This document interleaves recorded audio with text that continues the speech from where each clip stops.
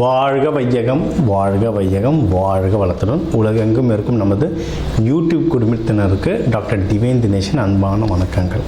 சரிங்க, மே மாத பலன், அதாவது நம்மளுடைய தமிழ் புத்தாண்டு ஆரம்பித்து அடுத்த மாதம் மே மாத பலன் பார்க்க போகிறோம். சித்திரை வைகாசி 2 மாதமும் வருது இதில். ஓகே, சூப்பரான மாதம். ஏன்னா மே ஃபஸ்ட்டே எப்படின்னா தொழிலாளர்கள் தினம். முதல்ல எல்லாருமே தொழிலாளர்கள் தான். ஹவுஸ் ஒய்ஃபாக இருந்தால் கூட வீட்டில் அவங்களுக்கு தான் வேலை ஜாஸ்தி. அதனால் எல்லாருக்கும் ஃபஸ்ட்டு தொழிலாளர் தினம் வாழ்த்துக்கள் ஒன்று. ரெண்டாவது, கள்ளழகர் ஆற்றில் எழுந்தருள்றது பெருமாள், அவருக்கான நல்ல விசேஷ நாள் மே 1. மே 30, 31 நம்ம தமிழ் கடவுள் முருகனுடைய வைகாசி விசாகம், சரியான பவர்ஃபுல் டே, பீக் பவர். முருகர்லாம் அந்த டைமில் அவர் பிறந்ததே என்னென்னா விசாக நட்சத்திரம், பீக் பவரில் இருப்பார். ஸோ இந்த மாதம் ஆரம்பிக்கிறதுலேருந்து முடிகிற வரைக்கும் பயங்கரமான ஃபெஸ்டிவல் தான், புனிதமான மாதம். சரி, இந்த புனிதமான மாதத்தில் நமக்கு எப்படி இருக்குது, நம்மளுடைய ரெகுலரான லைஃப் எப்படி இருக்குது, எந்தெந்த விஷயம்னா நம்மளுக்கு சாதகமாக இருக்குது, அதில் ஜெயிக்கலாம், எந்தெந்த விஷயத்துலலாம் நான் கொஞ்சம் உஷாராக இருக்கணும் அதை பார்ப்போம். இதில் எந்தெந்த தெய்வத்தை வழிபடணும், என்னென்ன பரிகாரங்கள் இல்லை என்னென்ன வழிமுறைகள்லாம் நான் பண்ணேன்னா எனக்கு இந்த மாதம் சூப்பராக இருக்கும்ன்றதை ஒவ்வொன்றா பார்த்து வருவோம். வாங்க. சிம்ம ராசி, சிம்ம லக்னம் எப்படி இருக்குது? நம்மளுக்கு அஷ்டம சனி போயிட்டுருக்கு, ஊரெல்லாம் பயமுறுத்திட்டுருக்காங்க. அதுக்கு நம்மளாம் சிங்கம் பயப்படக்கூடாது, பார்த்துக்கலாம். எதுவாக இருந்தாலும் நாள் போக போக பெட்டராக தான் மாறிட்டு வரும். நீங்கள் ஒரு வருஷத்துக்கு முன்னாடி நிலைமை எப்படி இருந்ததுன்னு யோசிங்க, இப்போ பாருங்கள் பெட்டராகிட்டே இருக்குது. நம்மளுக்கு பாசிட்டிவான நிறைய விஷயம் இருக்குது, அதை பிடிச்சிக்கிட்டோன்னா ஜெயிச்சிடலாம். என்னென்ன பாசிட்டிவு? இப்போ வேலை செய்கிற இடத்துல கொஞ்சம் டைம் நல்லா இருக்குங்க. ஆமாம், என்ன நிறைய பேர் நம்ப மாட்டீங்க, ஏன்னா நிறைய பேர் வேலை ரொம்ப கஷ்டப்பட்டுருப்பீங்க. சிம்மம் நிறைய பேர் வேலை இழந்திருக்கலாம், இல்லை வேலையில் ரொம்ப கஷ்டப்பட்டுருப்பீங்க. அது மாறும். சரிங்களா? தொழில் ஸ்தானம், அதாவது சர்வீஸ் ஸ்தானம் ரொம்ப நல்லாயிருக்கு. வேலைக்கு போகிறவங்களுக்கு டைம் ரொம்ப சூப்பராக இருக்குது. இது ஒன்று.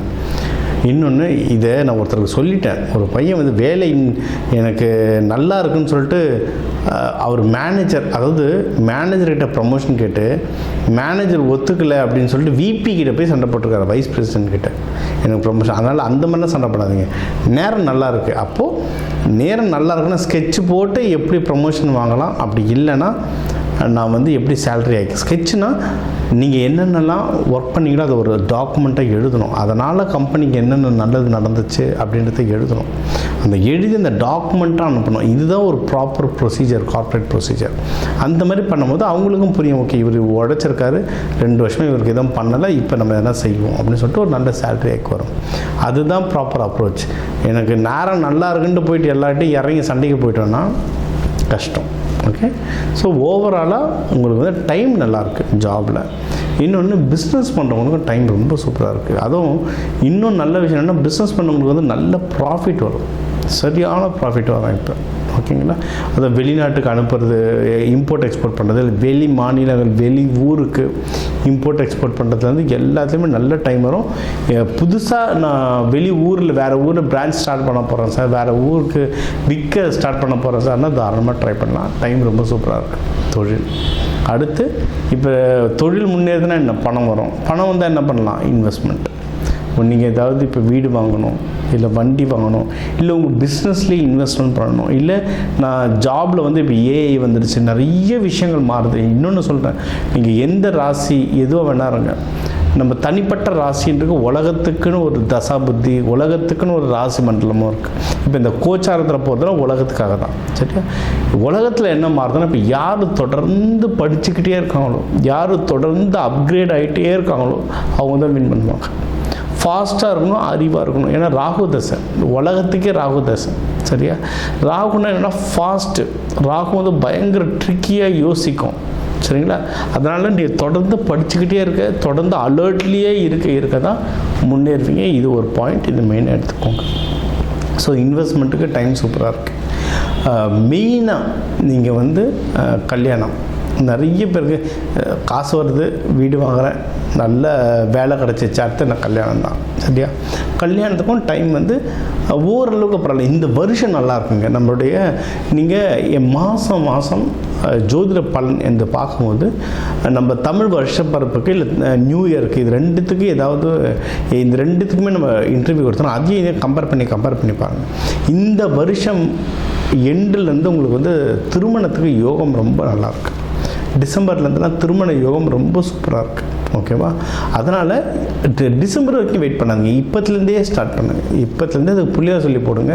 அழகாக உங்களை வந்து டிசம்பர் எண்டில் இல்லை தை மாதத்துலலாம் அழகாக கல்யாணத்தில் வந்து உங்களை வந்து கூட்டிகிட்டு வரும். ஓகேங்களா?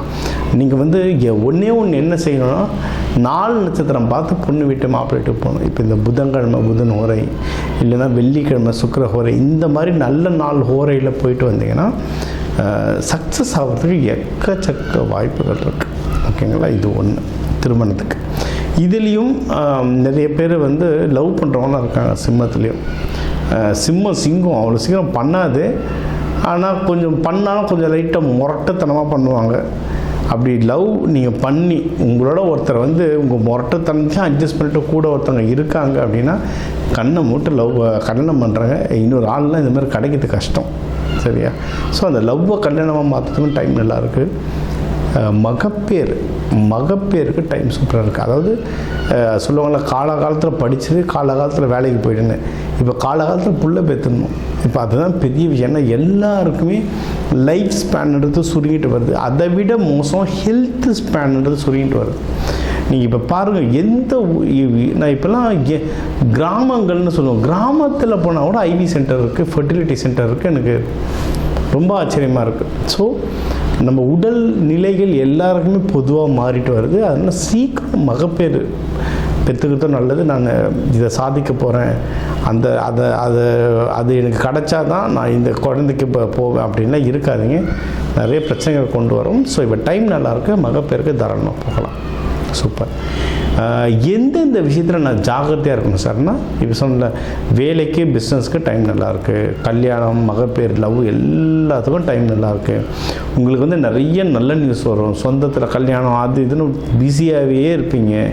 நீங்கள் டல்லாக இருந்தாலும் சொந்தக்கார கல்யாணம்லாம் அவாய்ட் பண்ண முடியாது, போய் உக்காந்தாகணும். ஏன்னா நம்மளுக்கு மொய் வச்சாங்கன்னா நம்மளும் போய் திருப்பி வச்சாகணும். ஸோ அதனால் விஷயம் வரும். என்ன மெயினாக காசு செலவாகும், தண்ணியாக செலவாகும், லெஃப்ட் ரைட் சென்டர்னு செலவாகும். சரிங்களா? ஏன் செலவாகுது?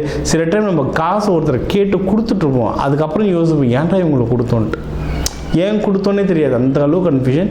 காசு விஷயம் எழுதி பழக்குங்க. நான் யாருக்கு கொடுக்குறேன், எவ்வளோ எனக்கு இது வந்து ஒரு 15 வருஷத்துக்கு முன்னாடி எனக்கு சொன்ன விஷயங்க. அது குபேரருக்கு கொடுத்த உபதேசமாக. அவர் எவ்வளோ கணக்கை எழுதி வைக்கிறாரோ அவ்வளோவா ஒரு பணம் சேருமா. இது எனக்கு ஒருத்தர் சொன்னார் ஒரு 15 வருஷத்துக்கு முன்னாடி.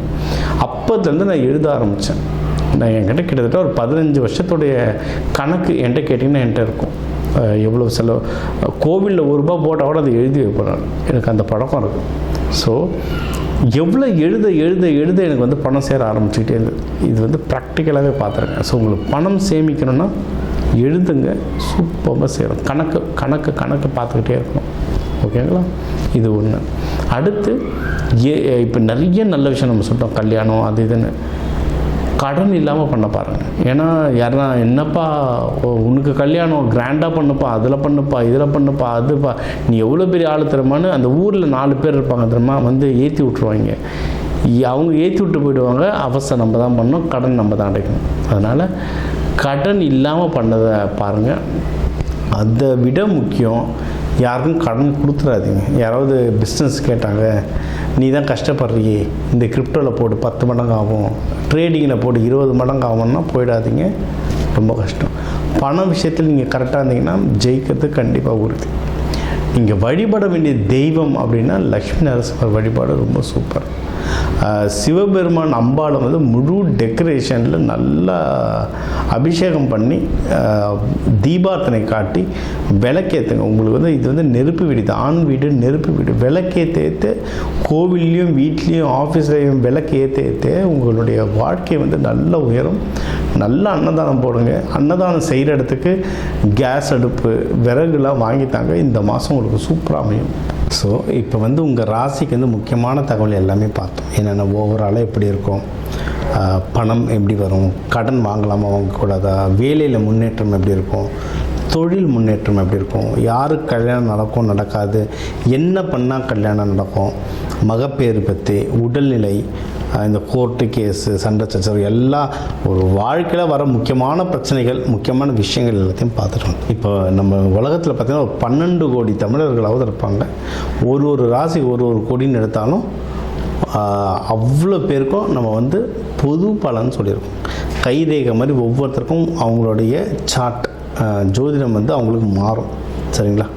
இப்போ நம்ம பொது பலன் சொல்லியிருக்கோம். இதில் உங்களுக்கு எது மேட்ச் ஆகுதோ, இல்லைன்னா உங்களுக்கு வந்து வீட்டில் ஒரு முக்கியமான விஷயம், சார் கல்யாணம் நடக்க போகுது, இல்லை இப்போ நிறைய பேர் இந்த ஐவிக்கு வருவாங்க. ஐவி டெஸ்டிங்க்கு நாங்கள் எப்போ டாக்டரை பார்க்கலாம், எந்த நேரத்தில் பண்ணிக்கிட்டால் நல்லதுன்ட்டு அந்த மருத்துவ ஜோதிடம் பார்க்க வருவாங்க. இந்த மாதிரி முக்கியமான விஷயங்கள் ஏதோ இருக்குது, வீடு வாங்க போகிறேன், டிராக்டர் வாங்க போகிறேன், அந்த மாதிரி முக்கியமான விஷயம் இருக்கலாம், என் நம்பர் இருக்குது, கன்சல்ட்டிங் எடுத்துக்கோங்க, அதை வந்து கிளியராக பார்த்து சொல்லலாம். இப்போ இது கூடவே நம்ம வந்து நடுவில் நிறைய ராசிகளுக்கு இப்படி சொன்னோம், தெய்வ வழிபாடும் ஒன்று, கூடவே நம்ம சில தானியங்கள் சொன்னோம். இந்த ராசிக்காரங்க இந்த தானியம் கையில் வச்சுக்கோங்க, அது ஒரு பவர் ஏறும்னு. அதே மாதிரி நம்ம வாழ்க்கையில் வர சில பிரச்சனைகளுக்கு ஏற்ற மாதிரி தானியங்கள் இருக்குது. சரி, 100கணக்கான தானியங்கள் இருக்குங்க. நம்ம வீட்டில் இருக்க சமையல் அறையில் இருக்கிற தானியத்தை எடுத்து ஒழுங்காக யூஸ் பண்ணாலே வாழ்க்கையில் நிறைய பிரச்சனை நம்மளுக்கு சால்வ் ஆகும். சரிங்களா? பண்ண மாட்டோம், அவ்வளோதான் ஒன்று.